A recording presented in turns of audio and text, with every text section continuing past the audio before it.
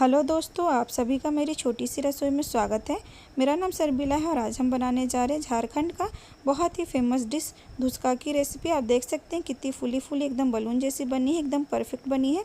इसे आलू चने की सब्जी या फिर आलू टमाटर की सब्जी के साथ खाया जाता है। तो आज मैं आपको आलू चने की सब्जी भी इसी वीडियो में बताऊँगी और एकदम परफेक्ट बनेगा, एकदम ट्रेडिशनल तरीके से आपको बताऊँगी मैं। ये खाने में बहुत ही अच्छी लगती है और इससे जुड़ी सभी टिप्स और ट्रिक मैं आपको दूँगी, जिससे कि आपका धुसका भी एकदम परफेक्ट बनेगा, फुला फुला बनेगा। तो दोस्तों, इतनी मज़ेदार धुसका की रेसिपी बनाने के लिए मेरे वीडियो को पूरा ज़रूर देखिए और अगर मेरे चैनल पे आप नए आए हैं तो मेरे चैनल को सब्सक्राइब ज़रूर कर लीजिए। तो चलिए बनाते हैं धुसका और उसके साथ खाए जाने वाली चने की सब्जी। तो दोस्तों, इसके लिए मैंने लिया है एक बाउल, आप देख सकते हैं, और इसमें हम डालेंगे चावल। यहाँ पे मैं कटोरी के हिसाब से नाप रही, 2 कटोरी मैं चावल ले रही हूँ। ये घर का नॉर्मल चावल है। आपके पास अगर इडली का चावल है या कोई सस्ती वाली जो मोटी वाली चावल होती है उसका भी यूज़ कर सकते हैं, उससे भी बहुत अच्छा बनता है। मेरे पास ये नहीं है तो ये नॉर्मल बासमती चावल का मैंने यूज़ किया है, लेकिन अब बॉइल्ड चावल का यूज़ ना करें। इसके बाद मैंने इसमें 1 कटोरी चने का दाल लिया है। आप जिस कटोरी से चावल लेंगे उसी कटोरी से आपको बाकी की चीज़ें भी लेनी है। और उसी कटोरी से मैंने आधी कटोरी उड़द की दाल लिया है, बिना छिलके वाली जो होती है, मैंने उसे लिया है। अब तीनों को हम मिक्स कर लेंगे। मेजरमेंट आपको बिल्कुल ऐसे ही रखना है, बहुत ही अच्छी बनेगी। इसके बाद हम इसे अच्छे से धोएंगे। हम इसे 3 से 4 पानी से अच्छे से धोएंगे। हाथों से थोड़ा सा मसल के धो लीजिए और इसका पानी आप गमले में डाल सकते हैं, पौधों के लिए भी बहुत अच्छा होता है। तो इस तरीके से आप इसे अच्छे से साफ़ कर लीजिए। साफ़ करने के बाद मैंने इस पानी में ऊपर तक पानी भर के ले लिया है, जिससे कि अच्छे से भीगेगा।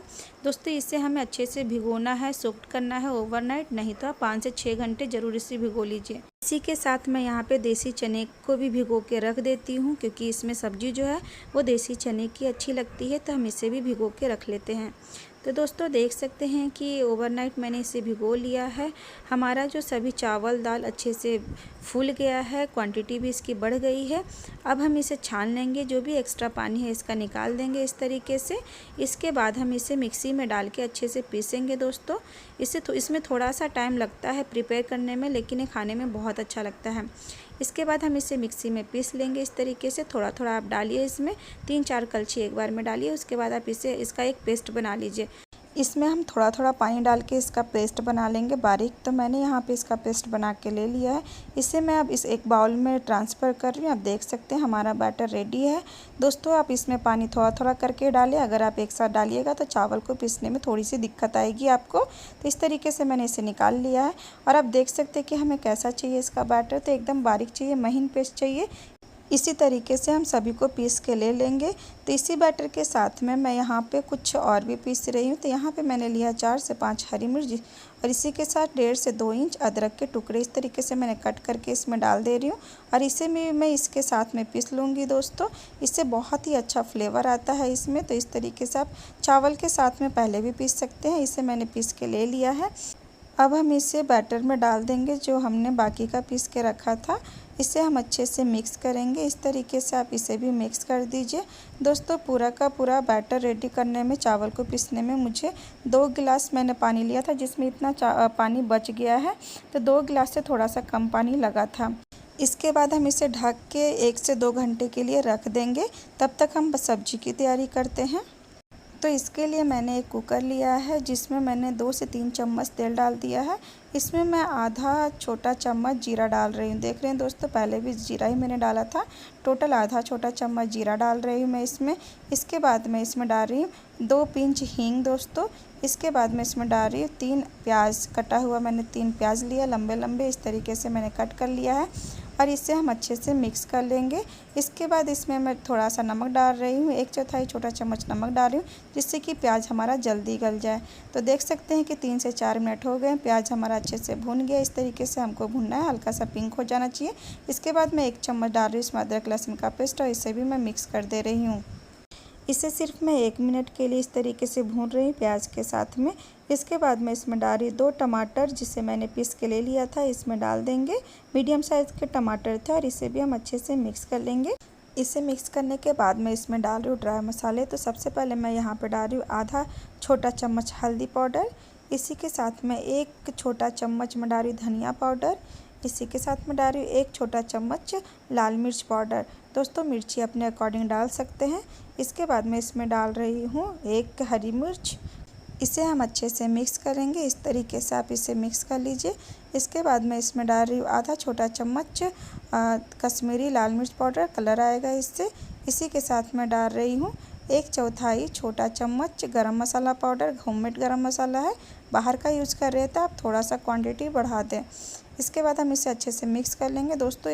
इसको हमें 2 से 3 मिनट तक अच्छे से भूनना है। मीडियम फ्लेम पे आप इस तरीके से चलाते हुए मिक्स करते हुए इसे भून लीजिए। 2 से 3 मिनट हो गया, पानी टमाटर का सब सूख गया। इसके बाद मैं इसमें डालने जा रही हूँ हमारा जो भिगा हुआ चना था, देसी चना, साथ में उबले हुए आलू। दोस्तों इसमें 4 से 5 आलू मैंने लिया है। इसमें आलू थोड़ा सा ज़्यादा होता है। अगर आपके पास उबला हुआ आलू नहीं है तो आप नॉर्मल कच्चे आलू को छील के कट करके डाल सकते हैं। और इसे आप एक बार मिक्स कर लीजिए।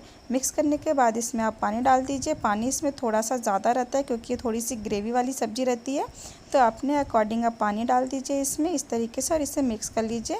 अब हम इसमें डालेंगे अपने टेस्ट के अकॉर्डिंग नमक। आप नमक इस स्टेज पे डाल दीजिए, अपने टेस्ट के अकॉर्डिंग नमक डाल दीजिए। इसके बाद आप इसे मिक्स कर लीजिए। मिक्स करने के बाद देख सकते हैं कि जब इसमें थोड़ा सा बॉईल आने लगेगा, इसके बाद हम इसके ऊपर लगा देंगे कुकर का ढक्कन और इसके बाद हम इसे 4 से 5 सीटी मीडियम फ्लेम पे पकाएंगे, जिससे कि चना हमारा बहुत अच्छे से पक जाएगा।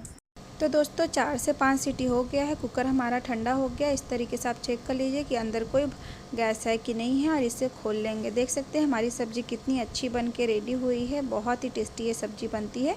आप इसे इस तरीके से बना के चावल या रोटी के साथ भी खा सकते हैं। देख सकते हैं चना भी हमारा कितना अच्छा पक गया है। आलू तो हमारा पहले से ही पका हुआ था ही। आप इस तरीके से सब्ज़ी बना के देखिए, बहुत ही अच्छा बनेगा। इसमें आप हरा धनिया डालिए, इसे मिक्स कीजिए और इसे आप साइड में रख दीजिए दोस्तों। इसके बाद हम बनाएंगे हमारा धुसका। तो दोस्तों अब हम धुसका बनाएंगे। तो उसके लिए हमने जो बैटर पीस के रखा था उससे मैंने ले लिया है। 1.5 घंटे तक मैंने इसे रेस्ट पे छोड़ा था।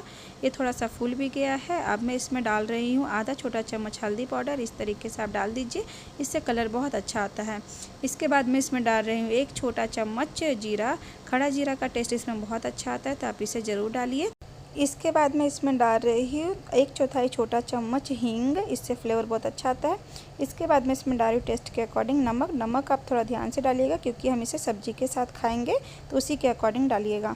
इसके बाद मैं इसमें डाल रही हूँ 1/4 छोटा चम्मच अजवाइन। इस तरीके से क्रश करके हाथ से डाल दीजिए। इसके बाद मैं डाल रही हूँ 1/4 छोटा चम्मच काली मिर्च का पाउडर। इन सबको हम डाल देंगे और इसे हम अच्छे से मिक्स कर लेंगे। दोस्तों आप 1 मिनट तक इसे अच्छे से फेंट लीजिए। बटर थोड़ा सा गाढ़ा लग रहा था मुझे, तो यहाँ पर मैं 2-3 चम्मच पानी और डाल रही हूँ। दोस्तों इसमें टोटल 2 गिलास पानी गया है पीसने से लेके अब तक और बैटर बनाने तक। इसे हम मिक्स कर लेंगे।